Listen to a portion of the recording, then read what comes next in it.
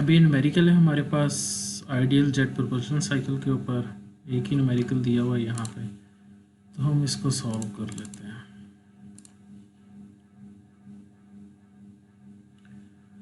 अभी ये आपके पास टी एस डायग्राम है, इसका आइडिया है आपके 1 से 2 क्या होता है, हमारे पास डिफ्यूज़र होता है, 2 से 3 हमारे पास कंप्रेसर है, 3 से 4 कंबस्टन चैम्बर है, 4 से 5 टर्बाइन है एंड 5 से 6 हमारे पास नोज़ल होती है।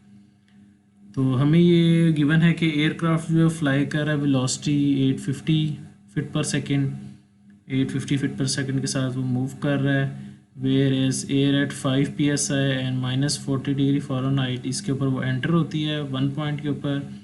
एंड टर्बाइन इनलेट पे भी टेम्परेचर आपको गिवन है, air enters the compressor at a rate of mass flow rate दिया हुआ है कितना है, एंड देन ये कुछ चीज़ें हमने फाइंड करनी है।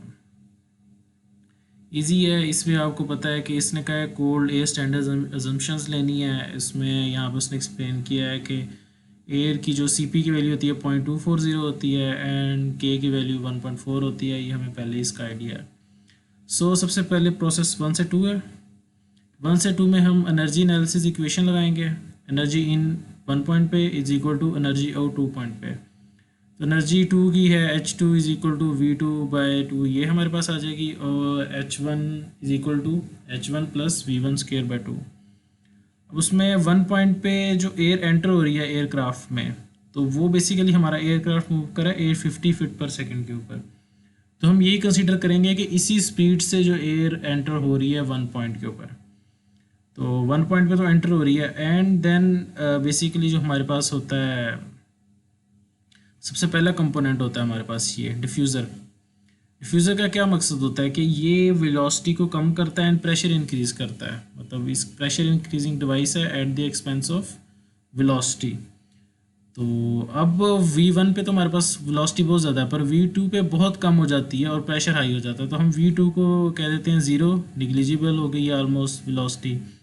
एंड देन हम H2 H1 CP T2 - T1 की वैल्यूज़ पुट करते हैं, एंड देन जब हम ये वैल्यूज़ पुट करते हैं तो हमारे पास T2 की वैल्यू आ जाती है।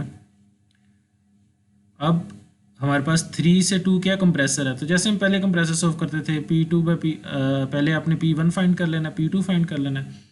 P2 is equal to P1 T2/T1 के या γ-1 और γ, ये आपने फाइंड कर लेना है। एंड देन एग्जैक्टली जिस तरह हम 2 से 3 पॉइंट पे पहले फाइंड करते थे, P3/P2 is equal to pressure ratio, compressor के अराउंड जो प्रेशर रेशो होती थी, ये वो फार्मूला हमारे पास P3 is equal to RP and P2, तो इससे हम क्या फाइंड कर सकते हैं, प्रेशर रेशो फाइंड कर लें, P3 का प्रेशर फाइंड कर लेंगे। And P3 is equal to P4 है, तो हमने वही उसने आगे लिख दिया कि P3 फाइंड किया तो वही आपके P4 के बराबर है। And then again T3/T2 is equal to P3/P2 का फार्मूला भी हमने उससे भी हमने ये फाइंड कर ली। ईजी है न्यूमेरिकल, इसमें इतना मुश्किल नहीं है, आप अगर साथ साथ इसको सॉल्व करते जाएं।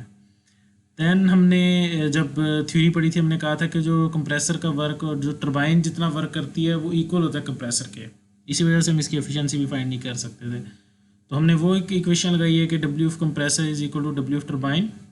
अब कंप्रेसर का वर्क क्या बनता है H3 - H2, टरबाइन का क्या बनता है H4 - H5, तो वही इसने यहाँ पे लिखा है H3 - H2 H4 - H5, वो T की फॉर्म में लिख लिया हमने। एंड देन इसमें हमारे पास सब टेम्परेचर्स थे और सिर्फ एक T5 नहीं था, तो उसने T5 भी कैलकुलेट कर लिया, एंड T5 जब आ गया हमारे पास उसने P5 भी कैलकुलेट कर लिया। अब बी पार्ट में उसने क्या कहा, to find the air velocity. अब हमारे पास जब ये वैल्यू आ गई है 5 पॉइंट की, अब हमने 6 पॉइंट फाइंड करना है।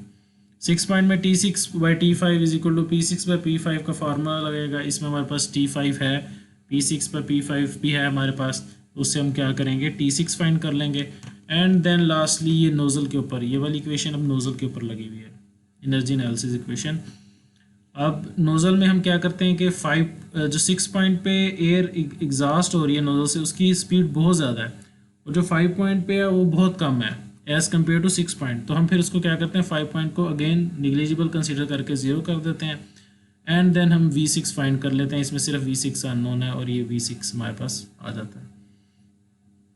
सी पार्ट है, हमें एफिशिएंसी फाइंड करनी है, प्रोपल्सिव एफिशिएंसी। उसके लिए हम सबसे पहले W ऑफ P, जिस तरह हम W ऑफ नेट निकालते थे इस तरह W ऑफ P निकालेंगे, वो हमें पता है फार्मूला।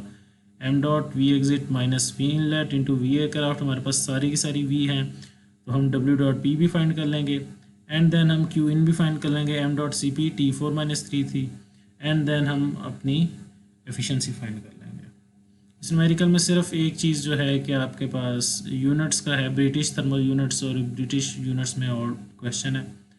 यूनिट्स का तो कोई इतना इशू नहीं है, बाकी मेरे ख्याल आपको ये समझ आ गया, बहुत ईजी है, आप इसको 1 बाय 1 स्टेप करके करेंगे तो ये आपको समझ आ जाएगी। आप अगर इंटरनेट पे सर्च कर लें तो इंग्लिश यूनिट वाला भी आप एक खुद क्वेश्चन सॉल्व कर लें, और ये टर्बोजेट का क्वेश्चन था, ठीक है। और मैं रिकमेंड करूँगा आपको कि आप एक इंग्लिश यूनिट वाला क्वेश्चन भी लाजमी सॉल्व कर लें, और लास्टली के इस टर्बोजेट में से क्वेश्चन लाजमी आता है, तो आप 2-3 क्वेश्चंस की प्रैक्टिस लाजमी कर लिएगा। ओके, अल्लाह हाफिज़।